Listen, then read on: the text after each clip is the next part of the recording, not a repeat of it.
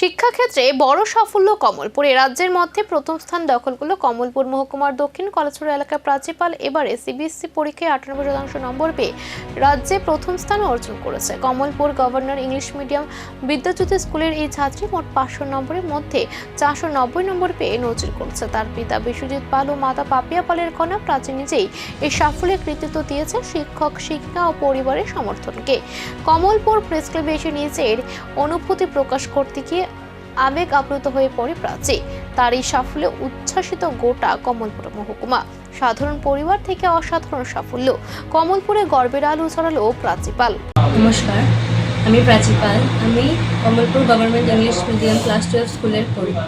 এবার মাধ্যমিক পরীক্ষাতে আমি 490 পেয়েছি 500-র মধ্যে, আর 125টা বিদ্যাজ্যোতি স্কুলের মধ্যে আমি প্রথম স্থান অধিকার করি 98% পেয়ে।